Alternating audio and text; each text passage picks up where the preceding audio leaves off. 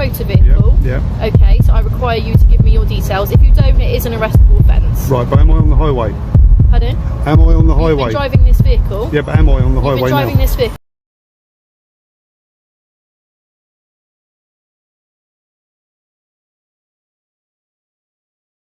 Did my colleague get your name? Yeah, you got my first name. Do you mind if I take your first name? Is that okay? What's your name and number then? My name 2928 is PC Lee. PC Lee. Okay. Yeah. So what was your name? Well, I'm not prepared to divulge it in front of people that aren't police. Okay. Well, I can ask that gentleman to step away if that's all right. Yeah. Right. So what? Under what act are you asking for my details? It's because we've been called today. Yeah. Okay. Anytime we get called to an incident, yeah, we like to get your name. Yeah. What section of which act are you requiring my name? I'm not saying it's under any act. You don't have to give your name to me today because you haven't committed an offence. No. But it's just for our records. Yeah. So would you be prepared to give me your name? No. No? Okay, that's absolutely fine. I'm going to make a note of your car registration. That's fine, yeah. Okay, is that alright? Yep. So all we're doing at the minute, obviously there's been a bit of confusion over the coins. Yep. Turns out that, as you said, they are legal tender, so yep, so it's now down to the petrol station whether they accept them. So your vehicle has come back to either a Brett Chamberlain. You shouldn't be saying this in front of the people. They can't hear me. Yeah, they can. Do you want me to ask them to move away? This is where everything goes wrong. Instead of protecting privacy, the officer exposes Brett's personal details in public, a serious breach of data protection and police conduct. You shouldn't divulge my personal details that you've got for Police National Computer. I wasn't divulging them to them. Well, you were. You were speaking loud enough voice that they would have heard. Well, they're not. Right. Okay. Go on then. So, a Brett Chamberlain. Right. What was your name? Which section, which act you requiring me to give my name? Road Traffic Act. You're driving a motor vehicle. Yeah. Okay, so I require you to give me your details. If you don't, it is an arrestable offence. Right, but am I on the highway? Pardon? Am I on the highway? You've been driving this vehicle. Yeah, but am I on the highway now? You've been driving this vehicle. But am I on the highway now? Can you just give me your details, please, and then we can get this sorted? Am I on the highway? So what yeah, but I'm asking a question. Am I on the highway? You're not on a highway right now, but you have been on a highway. Yeah, so you could have requested my details when I was on the highway, but now I'm not on the highway. You can't, can you? I can. You could wait until I leave, and then you could pull me over. Under the Road Traffic Act, I can request your details. Yeah, only on the highway, but not... Can you just give me your details, please? Here's the key misunderstanding. The Road Traffic Act only applies when an offence happens on a public road, not a private forecourt. The officer is enforcing a law that doesn't even apply here. Look, this is all about rights, okay? Now, I've got a right not to give you my details unless I have committed an offence. Right, the Road Traffic Act it is referring to vehicles on the highway, not on private property. So if you're saying that I have to give you my details under the Road Traffic Act and I'm not on a highway, then you're infringing on my rights. Do you think I should provide my details on private forecourt? Yes, I believe you should. Because of the Road Traffic Act? Yeah. Yeah, go on. Why is that then? Are you going to provide me your details? No, I'm just asking you these questions. I may well provide my details, but you have to articulate the law as to why... Under the Road Traffic Act? Yeah. Okay. You have used a highway to get here today, have you not? That's not the point though, is it? You have used a highway to get here today. Under the Road Traffic Act, okay, I can ask you to give your details. So in other words, you could knock on my front door, my car's on my drive, and you could say, under the Road Traffic Act, I want your details, and you must have been on the highway in your car. You would be in your vehicle, would you? Doesn't make sense. You wouldn't be sat in your vehicle. It doesn't matter though, does it? I'll tell you what, I'll give you a bit of a break, right? So I reckon if I was parked in the car park, yeah, then I wouldn't have to provide my details. But because there's a way in and a way out, that means in law, in case law, it's an extension of the highway. Okay. And on that basis, I'll provide my details. Would you like to give me your date of birth? I can give you my driving licence because you. First of all, which section, which act? Would you like to give me your driving licence? No, which section, which Under act? the Road Traffic Act. Yeah, what section? I'm asking you for your driving licence. Yeah, which section, which Can you act? just give me your driving licence? You don't know it, do you? There you go, 163. That requires me to stop if a police officer asks me to stop, but which... And to give your details, sir. No, that's another act. Go on, which sections... I'd have to check, sir. Do you want me to tell you? 164. 164. That's it, very good. There we go. Right, so Watch how Brett calmly flips the script. He doesn't argue. He educates. The officer cites the wrong section, and Brett corrects her on the spot with the exact law. That's how you hold authority accountable. They're trying to give you your money back. it's not my money, it's their money. It's my payment. Pardon? It's my payment. They're not accepting it as payment. Are you accepting them giving your money back? No. Okay, well they're not accepting your payment then. So Okay, yeah. you're still going to be, wait for that to go past, you're still going to be charged for the payment. Yep. At a later date. Okay, they've got your car registration. Yep. They're going to forward it on to that. They can get your details from your car registration. Yep. They're going to forward that on to their head office, and Yep. you will be chased for payment later on. Okay. Yeah. Okay. Well, whatever. Yeah. I don't. Are you going to accept your money back? It's not my money. It's their money. It's also the Queen's money, actually. Are you going to accept the Queen's money back? No. What do you want them to do with it then?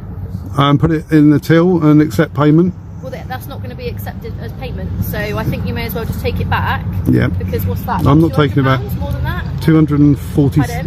£248.83. Yeah, I think you may as well take that back. No, I don't think out so. of pocket otherwise. I'm not going to be out of pocket. Pardon? I won't be out of pocket. I've paid for my fuel with cash, with legal tender. All I'm doing is Yeah. advising you, okay? Yeah. Like I say, this is a civil matter. Yeah. I can just give you advice to take the money back. Right. If you don't want to, fair enough. But just to let you know, they're going to raise it with their head office. Yeah. And their head office will be in touch, okay? Yeah. Okay then. Is that okay? Yep. Have you got any further questions or not? No. They would like your details. Oh, Are yeah. you willing to give them your details? No, they're private. Pardon? They're private. Okay, that's fine. Okay, they've got my registration number, haven't they? They've got your registration, but it's just whether you wanted to comply with them and give them your details, okay? I'll let them know that you're not giving them your details, Yeah. and what would you like them to do with the money?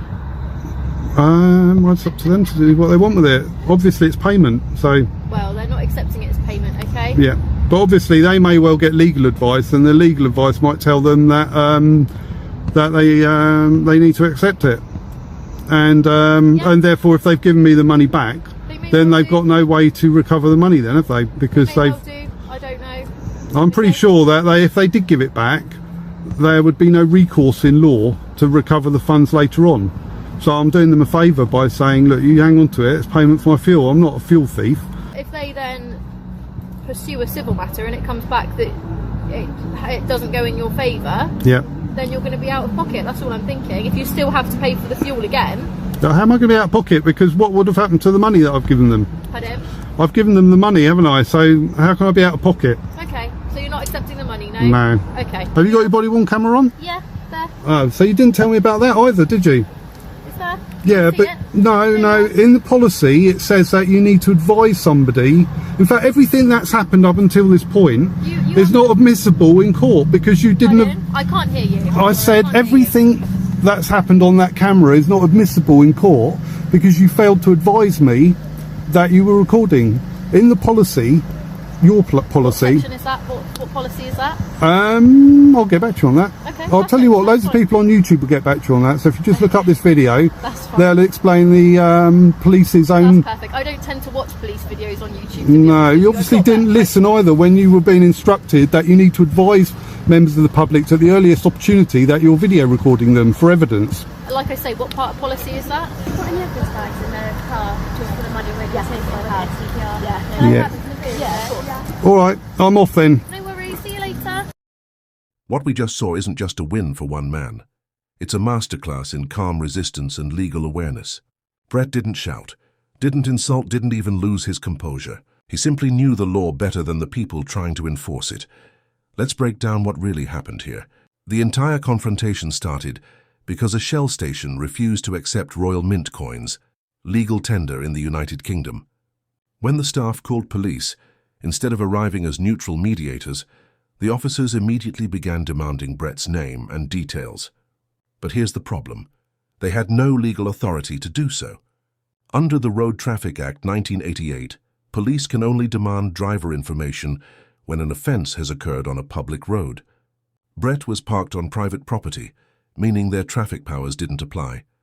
From that moment on, the situation revealed just how weak the officer's understanding of the law really was. She misquoted the very act she was relying on, claiming Brett had to provide his details just because he had once used the highway to get there. That's not policing, that's guesswork. Then came the privacy breach, where she blurted out Brett's name in front of staff and customers. That's not just unprofessional. It's a potential violation of data protection principles under UK law. Brett, on the other hand, never raised his voice.